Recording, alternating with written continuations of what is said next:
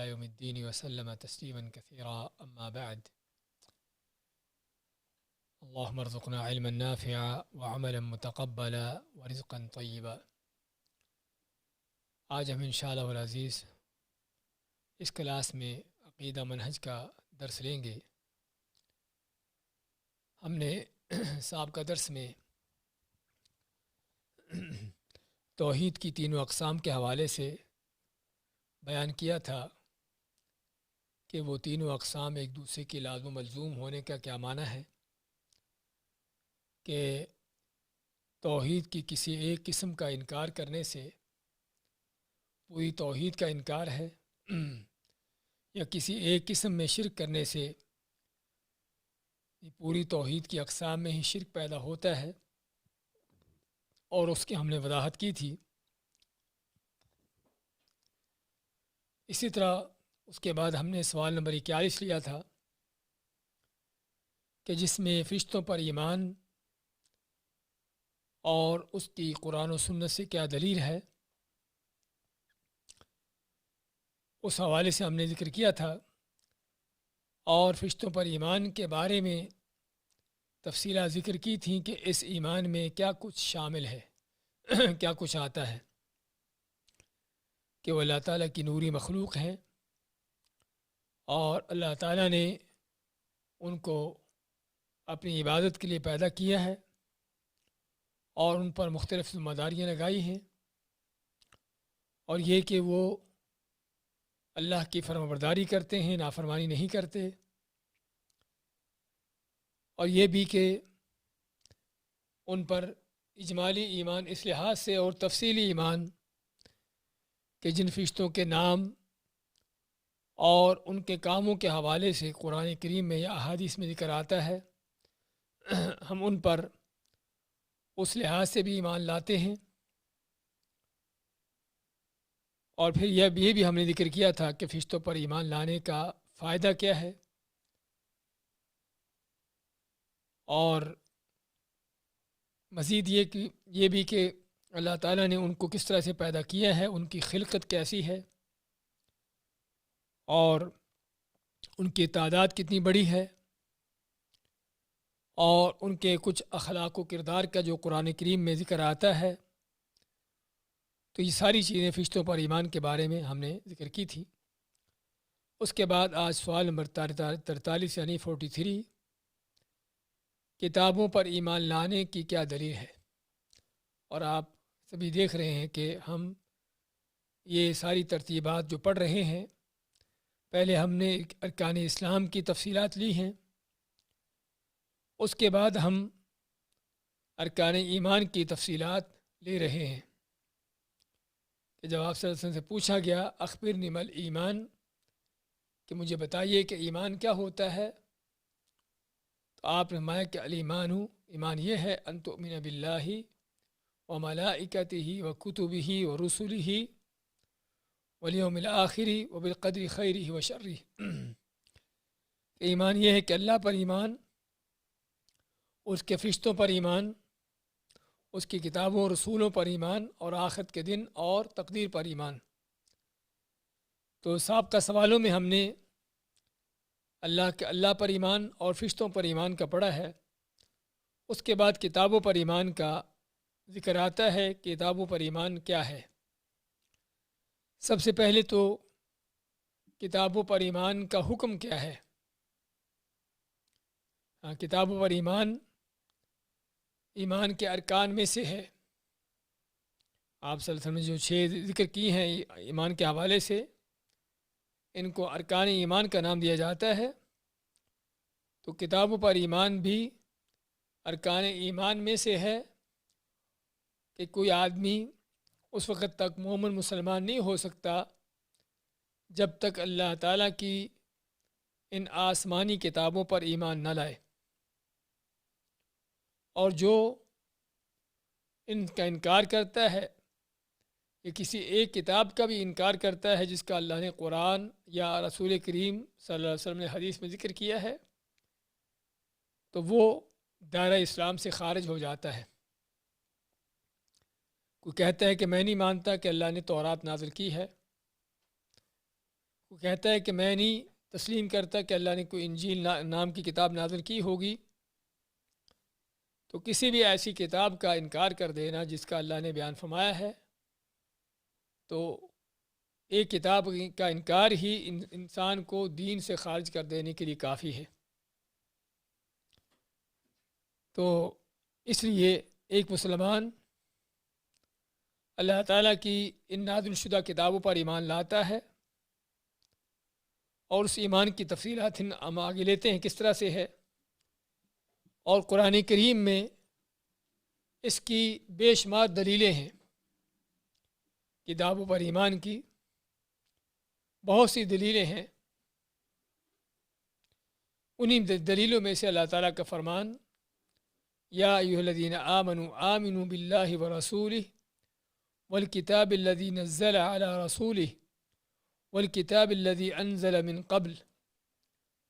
اے وہ لوگوں جو ایمان لائے ہو، ایمان لاؤ اللہ پر، اس کے رسول پر، اور اس کتاب پر جو اللہ نے اپنے رسول محمد صلی اللہ علیہ وسلم پر نازل کی، والکتاب الذی انزل من قبل، اور اس کتاب پر بھی جو اللہ نے اس سے پہلے نازل کی ہیں، اور کتاب سے مراد یعنی ساری کتابیں، ان کتابوں پر ایمان لاؤ جو اللہ نے پہلے سے نازل کی ہیں۔ تو اس لیے ایک مسلمان جس طرح تمام انبیاء پر ایمان لاتا ہے کسی نبی کا انکار کیے بغیر، اسی طرح ہی اللہ تعالیٰ کی تمام نازل شدہ کتابیں جو ہیں ان پر ایمان لاتا ہے بغیر کسی کا انکار کیے۔ یہ ہے قرآن سے دلیل، اور حدیث سے جس طرح ہم نے ابھی ذکر کی ہے، حدیث جبریل کہ آپ سے جب پوچھا گیا کہ ایمان کیا ہے تو آپ نے فرمایا کہ ایمان یہ ہے کہ اللہ پر ایمان لاؤ، اس کے فرشتوں پر، اس کی کتابوں پر۔ تو یہ ہے ایمان، اور اس طرح اور بھی قرآن کریم میں کئی ایک دلیلیں ہیں، وَلَٰكِنَّ الْبِرَّ مَنْ آمَنَ بِاللَّهِ وَالْيَوْمِ الْآخِرِ وَالْمَلَائِكَةِ وَالْكِتَابِ وَالنَّبِيِّينَ۔ علامات ہے کہ نیکی کیا ہے کہ اللہ پر ایمان، آخرت کے فرشتوں، کتابوں اور نبیوں پر ایمان، یہ ہے ایمان۔ اور جس طرح ہم نے ذکر کیا ہے کہ کتابوں پر ایمان نہ لانا، ان کو قبول نہ کرنا، ان کا انکار کر دینا کھلا کفر ہے، اور بلکہ کسی ایک کتاب کا انکار کر دینا بھی کفر ہے۔ اس کی کیا دلیل ہے؟ اللہ تعالیٰ کا فرمان وَمَن يَكْفُرْ بِاللَّهِ وَمَلَائِكَتِهِ وَكُتُبِهِ وَرُسُلِهِ وَالْيَوْمِ الْآخِرِ فَقَدْ ضَلَّ ضَلَالًا بَعِيدًا۔ اللہ تعالیٰ فرماتا ہے کہ جو بھی اللہ سے کفر کرتا ہے، اور اس کے فرشتوں سے، اس کی کتابوں سے، اس کے رسولوں سے، آخرت کے دن سے، فَقَدْ ضَلَّ ضَلَالًا بَعِيدًا، اللہ فرماتا ہے کہ وہ بہت دور کی گمراہی میں جا پڑا۔ تو یہ ہے کتابوں پر ایمان لانے کا معنی، یا کتابوں پر ایمان لانے کی دلیل۔ اس کے بعد اگلا سوال ہے، سوال نمبر 44 اللہ تعالیٰ کی کتابوں پر ایمان لانے کا مطلب کیا ہے؟ ہم نے یہاں پر سوالات کو اس انداز سے لائے گئے ہیں کہ ہر چیز کی وضاحت ہو جائے، اس کی دلیل کے اعتبار سے بھی اس کا حکم بھی بیان ہو جائے، اور پھر اس کے بعد اس پر ایمان کا معنی کیا ہے، اس کے معنی بھی تفصیل سے ذکر ہو جائے، کہ تاکہ پتہ چل جائے کہ کسی چیز پر ایمان لانے میں کیا چیزیں شامل ہوتی ہیں۔ تو کتابوں پر ایمان کی ہم نے دلیل ذکر کی ہے، اور حکم بیان کیا ہے کہ اسلام کا اہم ترین رکن ہے کہ جس پر ایمان لائے بغیر کوئی مسلمان مومن نہیں ہو سکتا، اور اس کا انکار کرنا کفر ہے۔ اس کے بعد سوال نمبر 44 میں ایمان لانے کا مطلب کیا ہے؟ اس کے جواب میں لکھا گیا ہے صدق دل سے، یعنی پوری دل کی سچائی سے اس بات کی تصدیق کرنا کہ تمام آسمانی کتابیں اللہ تعالیٰ کی طرف سے نازل کردہ ہیں۔ تمام آسمانی کتابیں، چاہے وہ تورات، انجیل، زبور، یا آخر میں آنے والی کتاب قرآن ہو، یا ابراہیم علیہ السلام، موسیٰ علیہ السلام اور باقی انبیاء کی کتابیں اور صحیفے ہوں، یہ ساری کتابیں جو اللہ نے آسمان سے نازل کی ہیں، اللہ کی طرف سے نازل کردہ ہیں، جو اللہ تعالیٰ نے لوگوں کی ہدایت کے لیے نازل کی ہیں۔ جن میں اللہ تعالیٰ نے حقیقی معنوں میں کلام فرمایا ہے، یعنی یہ کتابیں کیا ہیں؟ اللہ کا کلام ہے۔ جیسے قرآن کریم اللہ کا کلام ہے، ایسے ہی سابقہ کتابیں بھی اللہ کا کلام ہیں، اور بعض کتابیں وہ بھی ہیں کہ جن کو اللہ نے اپنے ہاتھ سے لکھا ہے، جیسے کہ تورات کے بارے میں اللہ کا فرمان ہے وَكَتَبْنَا لَهُ فِي الْأَلْوَاحِ مِنْ كُلِّ شَيْءٍ مَوْعِظَةً وَتَفْصِيلًا لِكُلِّ شَيْءٍ، کہ اللہ نے فرمایا کہ ہم نے موسیٰ علیہ السلام کے لیے ان کے لیے تختیوں میں ہر چیز لکھ دی۔ اور یہ کیا تھی تختیاں؟ وہ تورات تھی جو موسیٰ علیہ السلام کو اللہ نے دی تختیوں کی شکل میں۔ تو اللہ نے تورات کو اپنے ہاتھوں سے لکھا ہے، اپنے ہاتھ سے لکھا ہے، جس طرح کہ اللہ تعالیٰ کی ذات کے لائق ہے، اور اللہ کا کلام ہے کتابیں، قرآن کریم جس طرح کہ اللہ کا کلام ہے، اس چیز پر ایمان لانا۔ اور پھر یہ بھی ایمان کہ ان کے اندر جو کچھ اللہ نے شریعتیں بیان کی ہیں وہ حق اور سچ ہیں، اور پھر یہ بھی کہ یہ کتابیں سبھی کی سبھی ایسی ہیں جو ایک دوسرے کی تصدیق کرنے والی ہیں۔ قرآن کریم میں اللہ نے کہ ایک جگہوں پر ذکر کیا اس بات کا، مصدقا لما بین یدیہ من الکتاب، جس طرح کہ قرآن کے بارے میں فرمایا کہ تصدیق کرتا ہے اور تصدیق کیا ہوا ہے ان کتابوں سے جو اس سے پہلے گزر چکی ہیں۔ اور سبھی کتابوں کا ایک دوسرے کی تصدیق کرنے میں کیا ملتا ہے؟ یہ معنی ملتا ہے کہ سبھی کتابیں ایک ہی ہستی کی طرف سے، اللہ کی طرف سے ہیں، کیونکہ جب کتاب یا کوئی چیز مختلف سمتوں سے آئی ہو، مختلف جگہوں سے آئی ہو، تو پھر اس میں اختلافات ہوتے ہیں، اور ایک چیز دوسری چیز کو جھٹلاتی اور تکذیب کرتی ہے۔ لیکن جب سبھی چیزیں کسی ایک ہی طرف سے آئی ہوں، اگرچہ وہ مخلوقات کی طرف سے بھی کیوں نہ ہوں، تب بھی اس میں عام طور پر ایک ہی انداز ہوتا ہے، اس میں جھٹلانے تکذیب کرنے کا انداز نہیں ہوتا۔ چیز ہے کہ رب العالمین کی طرف سے کتابیں نازل ہوئی ہوں تو تمام کتابیں ایک دوسرے کی تصدیق کرتی ہیں، ایک دوسرے کو سچ مانتی ہیں، بتاتی ہیں کہ واقعی سچی کتاب تھی۔ اور پھر یہ بھی کہ ان سبھی کتابوں کا مقصد جس طرح ہم نے بیان کیا ہے کہ اللہ کی طرف لوگوں کو ہدایت دینا ہے، اللہ کے رستے پر لوگوں کو لانا چلانا ہے، ایک اللہ کی عبادت کا حکم دینا ہے۔ جیسے کہ اللہ تعالیٰ کا فرمان ہے ما كان لبشر ان يؤتيه الله الكتاب والحكمة والنبوة والحكم والنبوة ثم يقول للناس كونوا عبادا لي من دون الله، کہ ممکن نہیں تھا کہ اللہ تعالیٰ کسی انسان کو، بشر کو، نبی کو اس کو کتاب اور نبوت دیتا، حکمت دیتا، اور پھر وہ کہتا کہ تم اللہ کو چھوڑ کر میرے بندے بن جاؤ۔ تو سبھی کتابیں اللہ کی عبادت کا حکم دیتی ہیں، ایک اللہ کی توحید کا حکم دیتی ہیں۔ اور پھر یہ بھی ایمان کہ اللہ تعالیٰ نے ان کتابوں کو بندوں پر حجت قائم کرنے کے لیے، کہ تاکہ ان کے پاس کوئی حجت نہ رہے کہ ہمیں کوئی ہدایت نہیں ملی، ہماری کوئی رہنمائی نہیں کی گئی، تو اللہ نے بندوں پر حجت قائم کرنے کے لیے کتابیں نازل کی ہیں۔ اور پانچویں چیز یہ بھی کہ اللہ تعالیٰ نے تمام کتابوں کو جو سابقہ نازل کی تھیں ان کو قرآن سے منسوخ کر دیا ہے، کینسل کر دیا ہے۔ سابقہ کتابیں بھی اگرچہ ایک دوسرے کو کینسل نہیں کرتی رہیں، منسوخ نہیں کرتی رہیں، لیکن کچھ احکام ہیں جو منسوخ ہوتے رہے ہیں۔ جیسے کہ اللہ تعالیٰ نے عیسیٰ علیہ السلام کے حوالے سے بیان فرمایا ہے کہ جب انہوں نے آ کر لوگوں کو اپنی نبوت کا اعلان کیا لوگوں کے پاس، تو فرمایا کہ وَلِيُحِلَّ لَكُمْ بَعْضَ الَّذِي حُرِّمَ عَلَيْكُمْ، یہ بھی انہوں نے فرمایا کہ بعد وہ چیزیں جو تم پر حرام کی گئی ہیں بنی اسرائیل پر، تاکہ ان چیزوں کو تم پر حلال کروں۔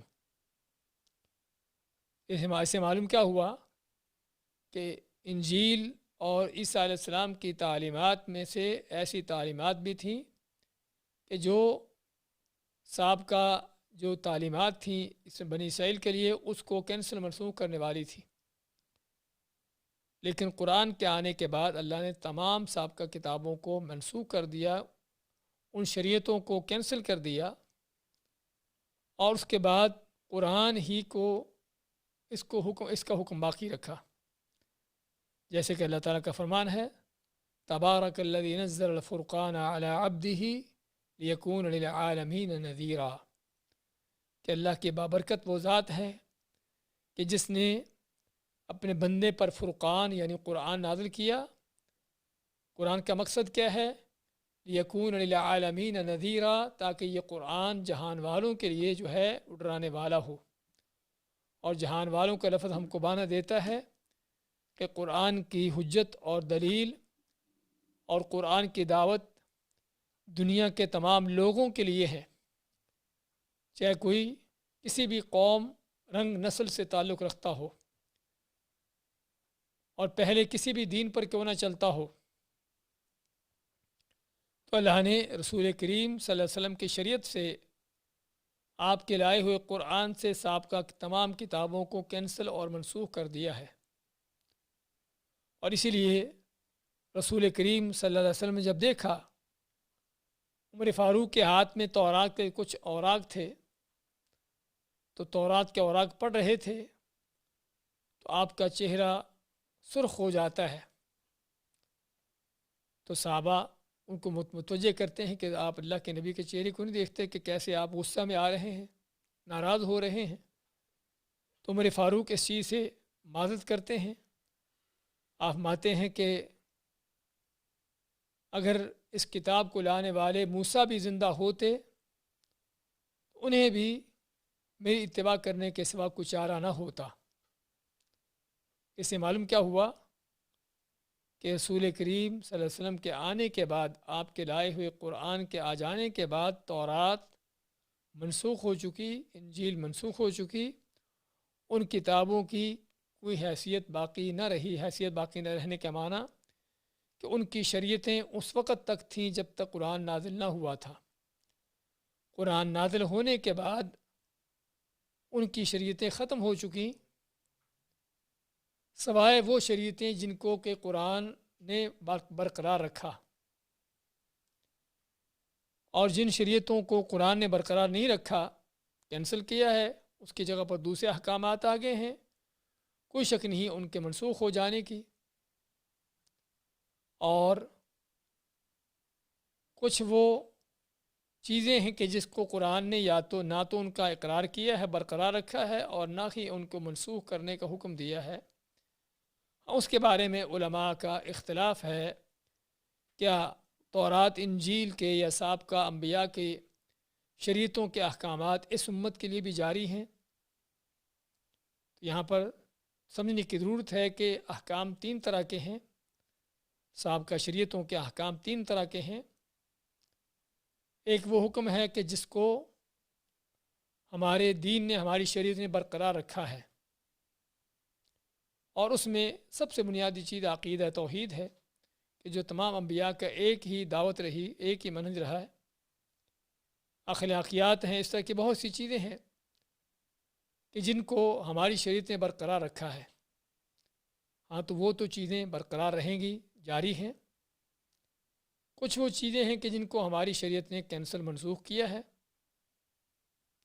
قرآن نے ان کو کینسل کیا ہے ان کا نام لے کر،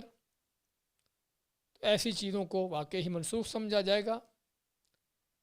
اور کچھ وہ چیزیں ہیں کہ جن کے بارے میں قرآن خاموش ہے، نہ تو ان کو برقرار رکھنے کا ایسی ذکر آتا ہے، اور نہ ہی ان کو کینسل منسوخ کرنے کی ذکر آتا ہے۔ ان کے بارے میں ذکر کر رہے تھے۔ علماء کا اختلاف ہے، کیا سابقہ انبیاء کی شریعت اس امت کے لیے بھی شریعت ہے یا نہیں ہے؟ تو یہ تھا قرآن کتابوں پر ایمان لانے کے اندر یہ چیزیں جو آتی ہیں۔ اور مزید اس میں یہ بھی کہ ان کتابوں پر ہمارا ایمان دو طرح سے ہوگا، ایک اجمالی ایمان اور ایک تفصیلی ایمان۔ اجمالی ایمان اس لحاظ سے کہ جو ہم نے ابھی ذکر کیا ہے کہ اللہ تعالیٰ کی طرف سے ساری کتابیں ہیں، اور برحق اور سچ ہیں، اللہ نے ہدایت کے لیے نازل کی ہیں، اور سبھی کتابیں ایک دوسرے کی تصدیق کرتی ہیں، اور سبھی کی دعوت اللہ کی توحید ہے، اور اللہ نے ان کو بندوں پر حجت قائم کرنے کے لیے نازل کیا ہے۔ تو یہ باتیں مشترکہ ہیں سبھی کتابوں کے اندر اجمالی ایمان میں، اور تفصیلی ایمان میں یہ ہے کہ ان میں سے جن کتابوں کا اللہ نے نام لے کر ذکر کیا ہے، ہم ان ناموں سے ان پر ایمان لائیں گے کہ اللہ نے تورات، انجیل، زبور، قرآن، ابراہیم علیہ السلام کے صحیفے، موسیٰ علیہ السلام کے صحیفے، ان چیزوں کو نازل کیا ہے۔ ان کتابوں پر ہمارا ایمان جو ہے ان کے ناموں کے ساتھ ہوگا، اور دوسرا ایمان تفصیلی ایمان ہے کہ جس میں ہر کتاب کی جو تفصیلات ہیں، یعنی ہم بات تفصیلی ایمان کی کر رہے ہیں کہ تفصیلی ایمان میں ان کتابوں پر ان کے ناموں سے ایمان، اور ان کتابوں کے اندر اگر کسی شریعت کا ذکر ہوتا ہے، بیان کی جاتی ہے، تو اس چیز پر بھی ایمان کہ اللہ نے تورات میں کیا بیان کیا تھا۔ قرآن کریم میں کئی جگہوں پر ذکر آتا ہے کہ تورات میں کیا کیا تعلیمات دی گئی تھیں، ایسی چیزوں پر بھی ایمان ہونا ہمارا۔ تو اس لیے ان کتابوں پر ہمارا اجمالی ایمان اور تفصیلی ایمان ہوگا۔ اور پھر اس ایمان کے اندر یہ بھی آتا ہے کہ اللہ نے کچھ کتابوں کا نام لے کر بیان کیا ہے، اور بہت سی وہ کتابیں ہیں کہ جن کا نام نہیں لیا۔ فبعث اللہ النبیین مبشرین و منذرین، اللہ فرماتا ہے کہ اللہ تعالیٰ نے نبیوں کو بھیجا خوشخبری دینے والے، ڈرانے والے بنا کر، وانزل معهم الکتاب بالحق، اور ان کے ساتھ نازل کی کتاب برحق طور پر، اور کتاب سے مراد یعنی ہر نبی کے ساتھ کتاب نازل کی۔ اور آیت کا ظاہر معلوم یہ ہوتا ہے کہ ہر نبی کو کتاب ملی تھی، ہر نبی کتاب لے کے آیا ہے، لیکن اللہ نے کچھ کتابوں کا ذکر کیا ہے اور اکثر کتابوں کے نام نہیں لیے۔ تو کتابوں پر ایمان کے اندر یہ بھی چیز آتی ہے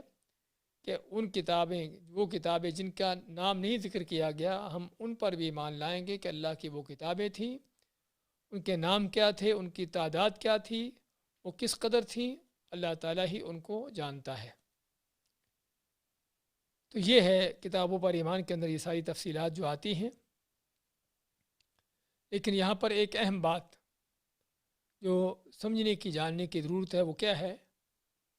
سابقہ کتابوں کے حوالے سے، تورات، انجیل، زبور وغیرہ، یا آج بائبل کے جو نام سے پائی جاتی ہیں، ہمارا سارا یہ ایمان جس کی ہم بات کر رہے ہیں، ان کتابوں پر ایمان ہے جو اللہ نے آسمان سے نازل کی تھیں،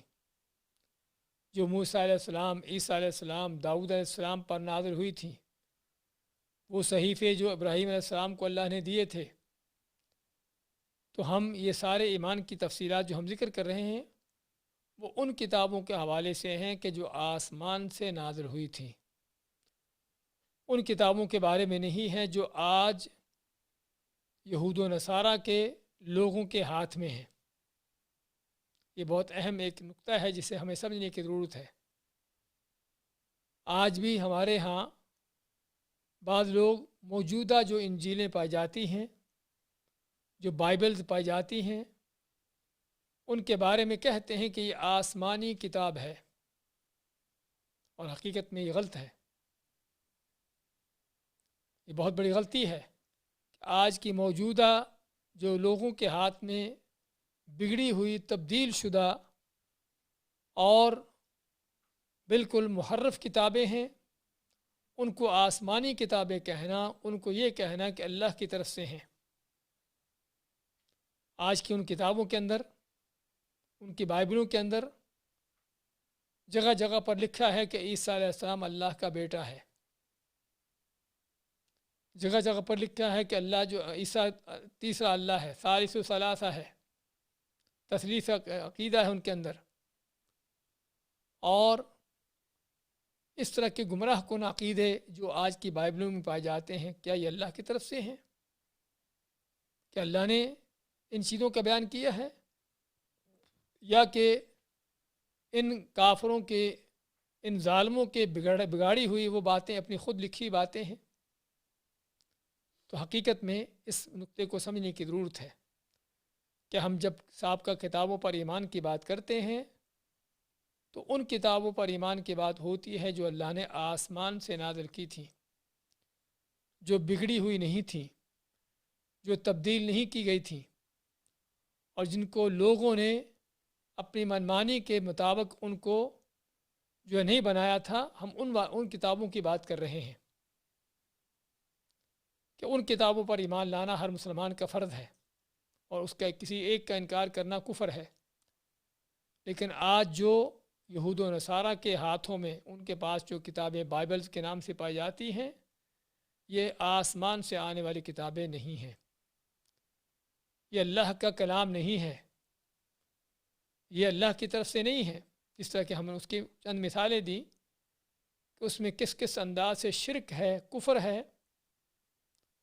اور اللہ کی اولادیں مقرر کی جاتی ہیں، اللہ کی بیویاں بنائی جاتی ہیں،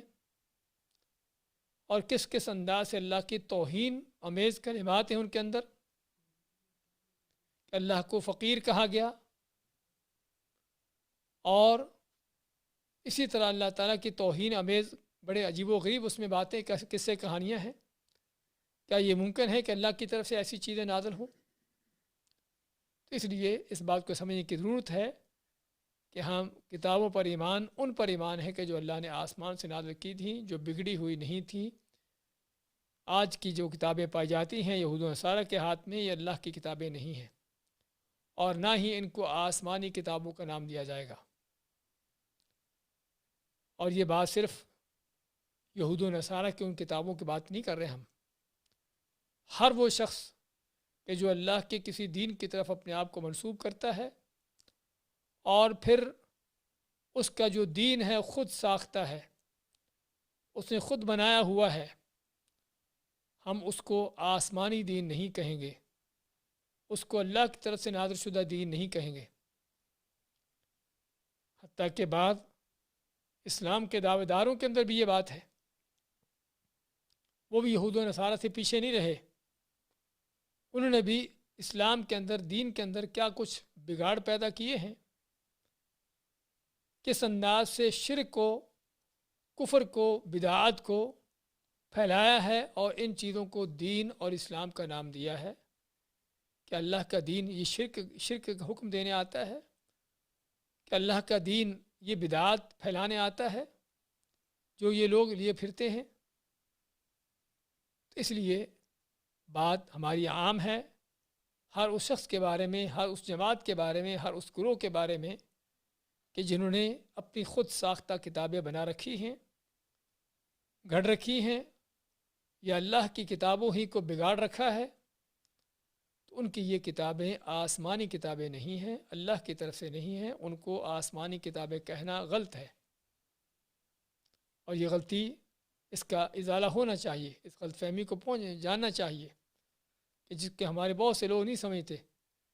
کہ بھی تورات تو آسمانی کتاب ہے۔ ہم کہیں کہ وہ تورات آسمانی کتاب ہے جو موسیٰ علیہ السلام پر نازل ہوئی تھی، جو آج یہودیوں کے ہاتھ میں ہے، بگڑی ہوئی، تبدیل کی ہوئی، اور اس میں جگہ جگہ کفر و شرک بھرا ہوا، یہ آسمانی کتاب نہیں ہے۔ انجیل آسمانی کتاب تھی جو عیسیٰ علیہ السلام پر نازل ہوئی تھی۔ آج جو عیسائیوں کے ہاتھ میں بائبلز ہیں کہ جس میں جگہ جگہ پر گمراہیاں، اللہ کی توہین اور یہ چیزیں بھری ہوئی ہیں، شرک و کفر بھرا ہوا ہے، یہ اللہ کی کتاب نہیں ہے۔ تو اس لیے ان باتوں کو سمجھنے کی ضرورت ہے تاکہ ہم صحیح معنوں میں ایک چیز کو پا سکیں۔ تو یہ ہے کتابوں پر ایمان کا مطلب، جو ہم نے تفسیر اس کی ذکر کی ہے۔ اس کے بعد تیسرا سوال آج کا ہمارا یہ ہے، سوال نمبر 45 قرآن کریم کے متعلق امت پر کیا حقوق ہیں؟ ہم جب کتابوں پر ایمان کی بات کر رہے ہیں تو ہم نے ذکر کیا تھا کہ کتابوں پر ایمان دو طرح سے ہے، ایک اجمالی ہے اور دوسرا تفصیلی ہے۔ اجمالی میں ہم نے ذکر کیا کہ ان سبھی کتابوں پر ان کے سچا ہونے، ان چیزوں پر ایمان، اور تفصیلی کے مراد یعنی ان میں سے جن کتابوں کے نام آتے ہیں ان کے ناموں سے جاننا، اور اسی تفصیل میں قرآن کریم آتا ہے کہ قرآن پر ہمارا ایمان اجمالی بھی ہے اور تفصیلی بھی ہے۔ اجمالی اس لحاظ سے جو ہم نے ذکر کیا کہ اللہ کی طرف سے ہے، جس کو اللہ نے لوگوں کی ہدایت کے لیے نازل کیا ہے، اللہ کا کلام ہے، اور کہ ساری یہ چیزیں اس پر مزید جو ہے قرآن کے حوالے سے ہمارا ایمان کے قرآن کے ایک ایک لفظ کو پڑھنا، اس کو سمجھنا، اس پر عمل پیرا ہونا۔ ہاں، صاحب کا کتابوں کے حوالے سے ہم اس چیز کے ذمہ دار نہیں ہیں، بلکہ ہمیں حکم ہی نہیں ہے کہ ہم ان کتابوں کو پڑھیں، لیکن قرآن کو پڑھنا، سیکھنا، سمجھنا، اس پر عمل پیرا ہونا، یہ ایمان، قرآن پر ایمان کے سارے تقاضوں میں سے ہے۔ تو اس لیے ہم یہاں پر بیان کریں گے 45 نمبر سوال میں کہ قرآن کریم کے متعلق امت پر کیا حقوق ہیں، یا دوسرے الفاظ میں آپ یہ کہیے کہ قرآن پر ایمان لانے میں کیا کچھ آتا ہے، قرآن پر ایمان لانے میں کیا کیا چیزیں شامل ہیں، ان کو حقوق کا نام دے دیں یا ایمان کے جو تقاضے ہیں ان کا نام دے دیں۔ تو اس کے متعلق امت پر 5 بڑے حقوق ہیں، قرآن کے حوالے سے 5 بڑی چیزیں ہیں جن پر ایمان لانا یا جو کرنا ایک مسلمان پر فرض ہے۔ پہلا کیا ہے؟ اس پر صدق کے دل سے ایمان لانا کہ اللہ کی سچی کتاب اور اس کا کلام ہے۔ قرآن کریم پر صدق کے دل سے، سچے دل سے ایمان لانا کہ اللہ کی سچی کتاب ہے۔ ذالک الکتاب لا ریب فیہ، یہ وہ کتاب جس میں کوئی شک نہیں، تو اللہ کا کلام ہے، جس طرح کہ اللہ تعالیٰ ماتا ہے سورۃ توبہ میں وَإِنِ اسْتَجَارَكَ أَحَدٌ مِّنْهُمْ فَأَجِرْهُ حَتَّى يَسْمَعَ كَلَامَ اللَّهِ، کہ اگر ان کافروں میں سے تم سے کوئی پناہ طلب کرتا ہے تو اس کو پناہ دو، اس لیے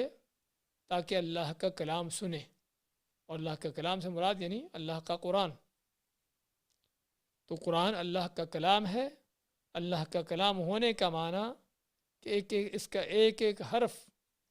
اللہ کا بولا ہوا، اللہ کا یعنی کہ بولا ہوا لفظ ہے، اللہ کا کلام ہے۔ اور حقیقت میں ہم اگر اس بات کو تھوڑا غور سے سمجھیں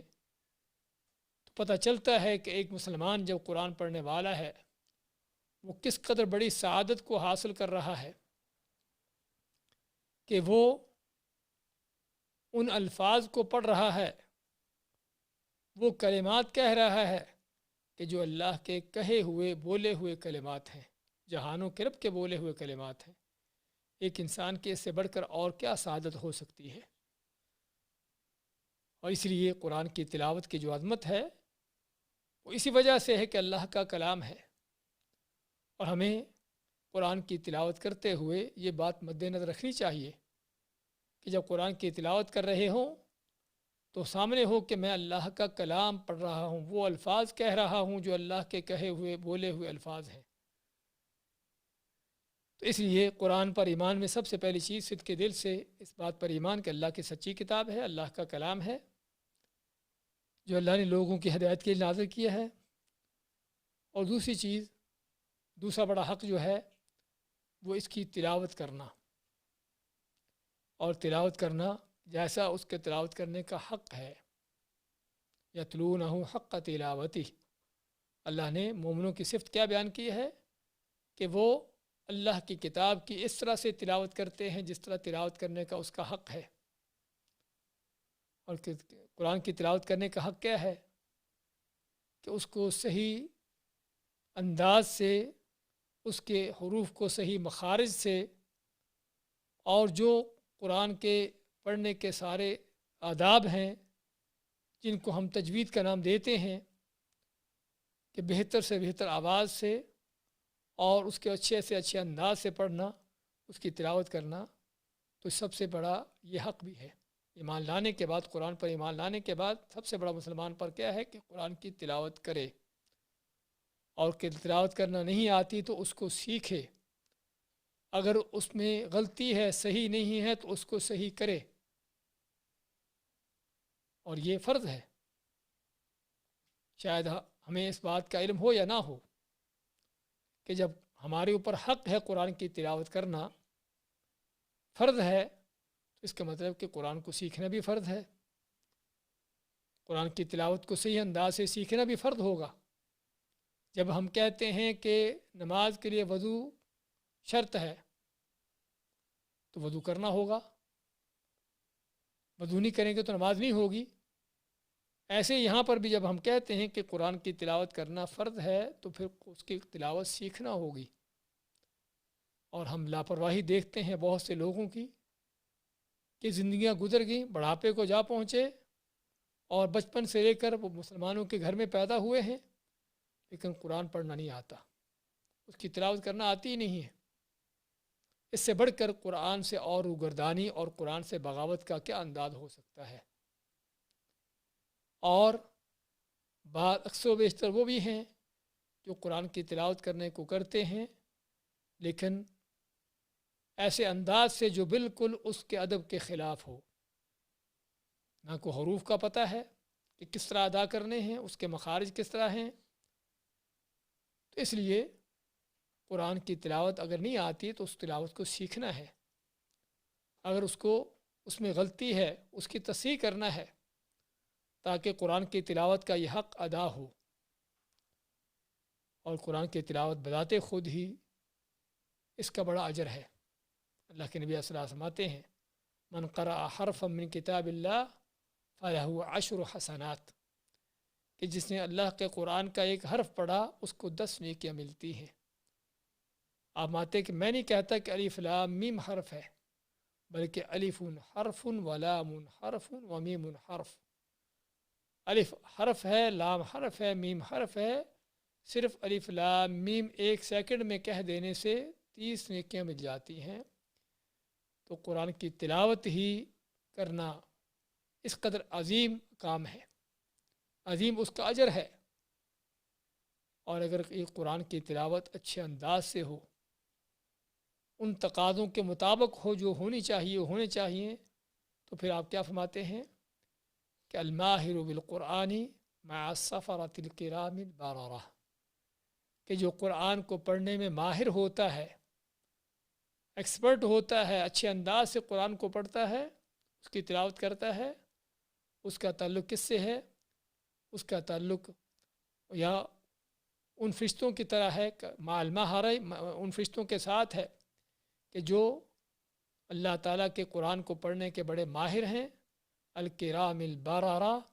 جو بڑے ہی معزز ہیں اور بڑے نیک ہیں۔ اور قرآن کو پڑھنے کی ایک حدیث ہے جس میں جانے کی تفصیلات کا ہمارے پاس ٹائم نہیں ہے۔ اس کے بعد تیسرا بڑا حق جو ہے قرآن کے معنی کو معلوم کرنا اور ان پر غور و فکر کرنا۔ قرآن کے معنی کو معلوم کرنا ہر مسلمان کا فرض ہے، چاہے عربی ہو یا اجمی ہو، کیونکہ قرآن کے اندر ایسے بھی الفاظ ہیں کہ جن کو حتیٰ کہ عربوں کو بھی ان کے معنی کو جاننے کی ضرورت ہوتی ہے، اور خصوصاً غیر عرب لوگوں کو تو اور بھی اشد ضرورت ہے۔ اور آج امت مسلمہ کی بہت بڑی گمراہی کی وجہ ایک یہ بھی ہے کہ قرآن کو پڑھا جاتا ہے، تلاوت کی جاتی ہے بغیر سمجھے ہوئے، اور تو اور حتیٰ کہ قرآن کے حافظ اور قاری بھی کہ جو بڑے اچھے انداز سے، اچھے لہنوں سے، کہ وہ انداز سے قرآن کی تلاوت کرتے ہیں اور بڑے خوبصورت لہجے ہوتے ہیں، لیکن کسی ایک لفظ کا پتہ بھی نہیں ہوتا کہ ہم کیا پڑھ رہے ہیں۔ اور یہ حقیقت میں قرآن سے بہت بڑی بے وفائی کا انداز ہے کہ قرآن پڑھیں اور اس کا پتہ نہ ہو کہ ہم کیا پڑھ رہے ہیں، قرآن سنیں اور کچھ پتہ نہیں کہ ہم کیا سن رہے ہیں۔ اور ہے کہ قرآن ہے کیا؟ رب العالمین کا کلام ہے، اس کی کتاب ہے، اس کا دیا ہوا پیغام ہے۔ اگر ہمیں انسانوں میں سے اپنے دوست کا کوئی لیٹر آ جائے، خط آ جائے جو ایسی زبان میں لکھا ہو جو ہم نہ سمجھتے ہوں یا ہم نہ پڑھ سکتے ہوں، تو ہم فوری طور پر کسی کے پاس جائیں گے، ہم کو پڑھ کر سنائے اور ہم کو بتائے کہ اس میں کیا لکھا ہے۔ تو انسانوں کے کلام کا، ان کی باتوں کا تو ہمیں اس قدر اہتمام ہوتا ہے کہ فوری طور پر اس کو جاننے کی، سمجھنے کی کوشش کرتے ہیں۔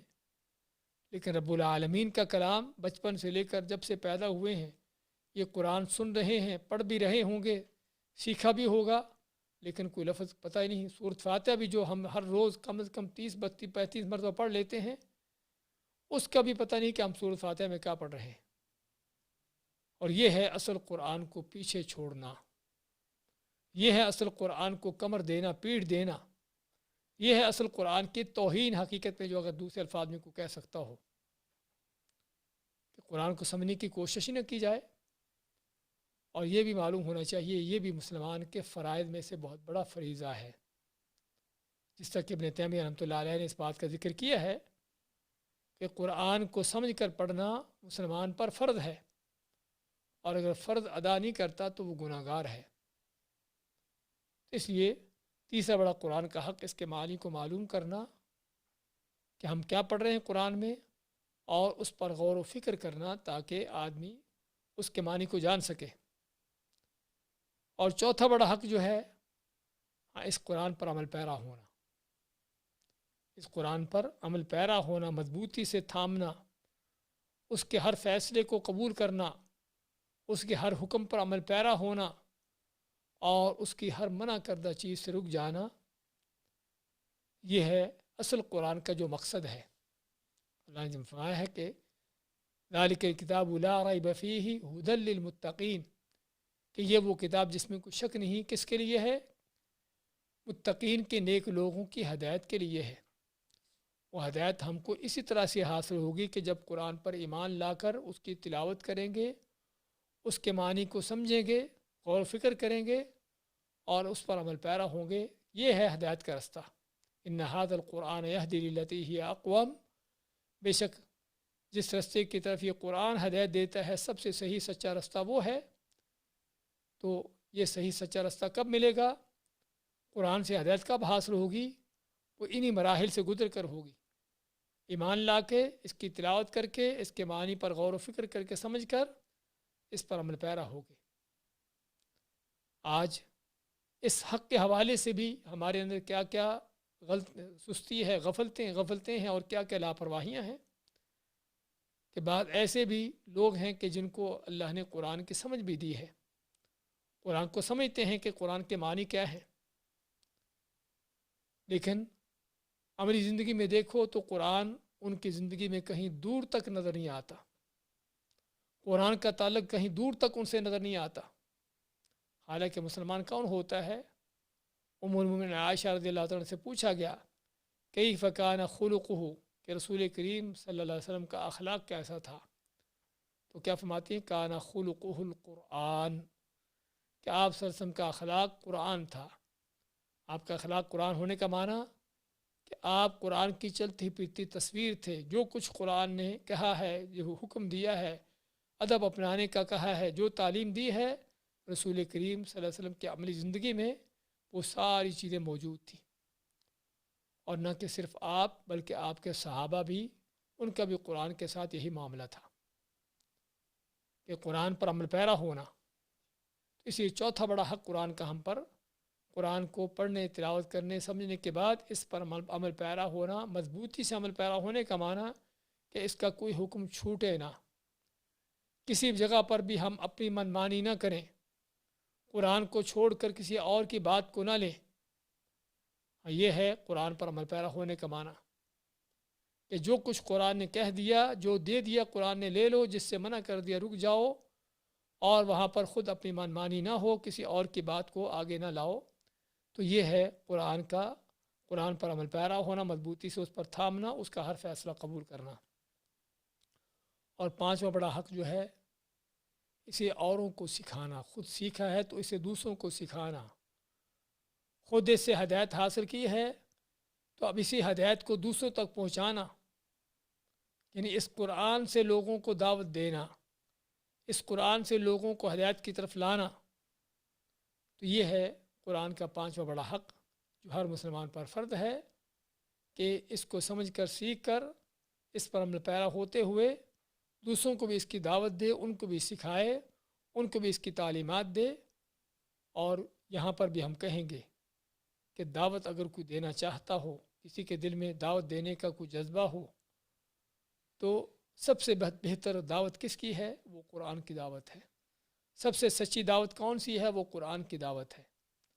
اور جب بھی کوئی سمجھتا ہے قرآن کو چھوڑ کر کسی اور چیز سے لوگوں کو حق کی دعوت دے گا، وہ حق کی دعوت نہیں، باطل کی دعوت ہے۔ وہ اللہ کی طرف نہیں، وہ شیطان کی دعوت ہوتی ہے۔ اور اس لیے ہم دیکھتے بھی ہیں، افراد نہیں بلکہ جماعتوں کو دیکھتے ہیں کہ جن جماعتوں نے اپنی دعوت کا منہج جو ہے قرآن کے سوا کو اور چیز بنا لی ہے، اپنی لکھی ہوئی اپنی گھڑی ہوئی کتابیں ان دعوت کے لیے رکھ لی ہیں،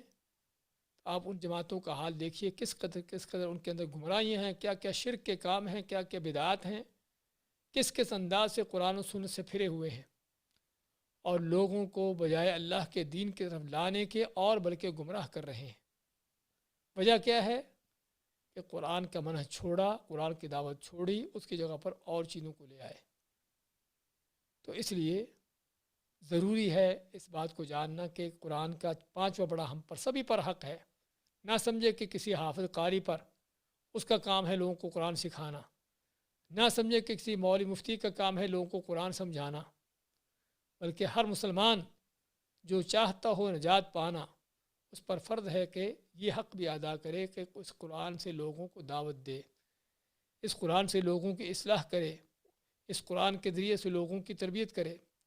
لوگوں کو یہ قرآن سکھائے جہاں تک ممکن ہو۔ اور اگر ہم یہ کام کرنا شروع کر دیں تو اللہ کے فضل سے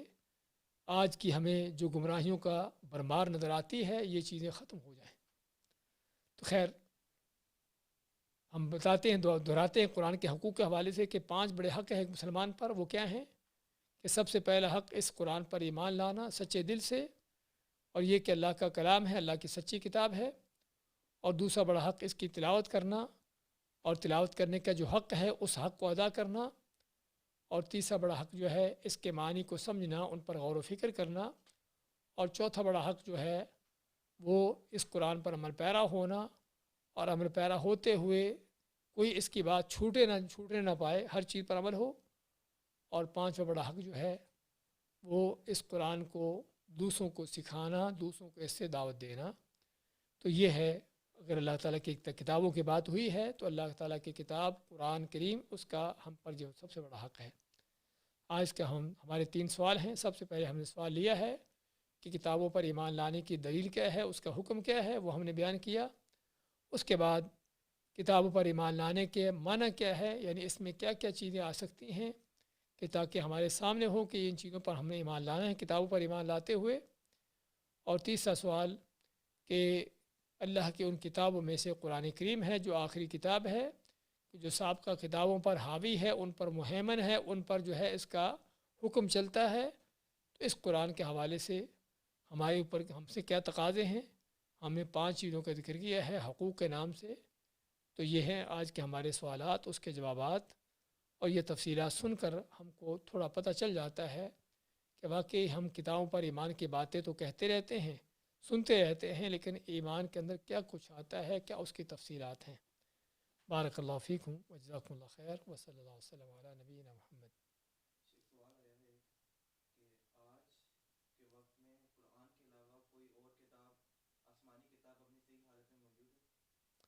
یہ سوال ہے کہ آج اس وقت کوئی قرآن کے علاوہ کوئی آسمانی کتاب صحیح حالت میں موجود ہے؟ ہم پہلے اسی بات پر کافی تفصیل سے بات کر رہے تھے کہ قرآن کے علاوہ کوئی آسمانی کتاب آج اس انداز سے محفوظ نہیں جس سے اللہ نے اس کو نازل کیا تھا۔ اور یہ سوال اچھا ہے کہ تاکہ ہمارے اس موضوع کی تکمیل ہوتی ہے اس سے، اور وہ تکمیل کیا ہے کہ سابقہ کتابوں کی حفاظت کی اللہ نے ذمہ داری نہیں لی تھی۔ اللہ نے کتابیں نازل کی تھیں، تورات موسیٰ علیہ السلام کو دی، انجیل عیسیٰ علیہ السلام پر نازل کی، اور اس طرح سے، لیکن ان کتابوں کی حفاظت کی ذمہ داری اللہ نے نہیں لی۔ اور اسی وجہ سے ان انبیاء کے کچھ عرصے کے بعد ہی، ان انبیاء کے دنیا سے جانے کے کچھ وقت کے بعد ہی ان کی یہ کتابیں جو ہیں ان کو بگاڑ دیا گیا، ان میں تبدیلیاں پیدا کر دی گئیں، اور یہ تبدیلیاں آج تک ہوتی ہی چلی جا رہی ہیں۔ یعنی جب یہ قرآن نازل ہوا تھا اس وقت بھی یہ کتابیں بگڑی ہوئی تھیں۔ قرآن کریم اللہ نے کئی جگہوں پر اس کا ذکر کیا ہے، لیکن اس کے بعد جس انداز سے ان کو بگاڑا گیا ہے کہ ان کو بالکل مسخ کر کے رکھ دیا گیا ہے، ان کی اصل حقیقت سے بالکل ان کو ہٹا کے رکھ دیا گیا ہے۔ اور اس لیے ہم نے ذکر کیا ہے کہ آج کی جو بائبلیں، یہ کتابیں جو لوگوں کے ہاتھوں میں پائی جاتی ہیں، یہ آسمانی کتابیں نہیں ہیں۔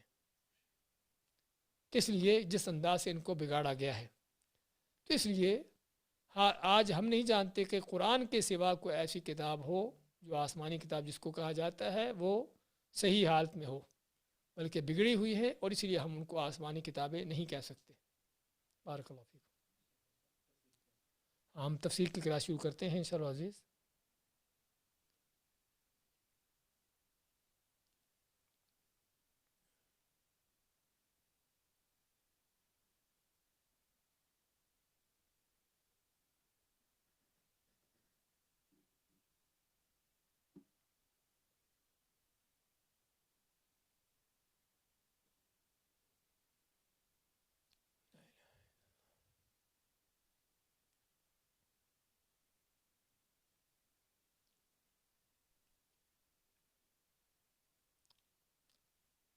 جلدی بند کر دیا کرنا.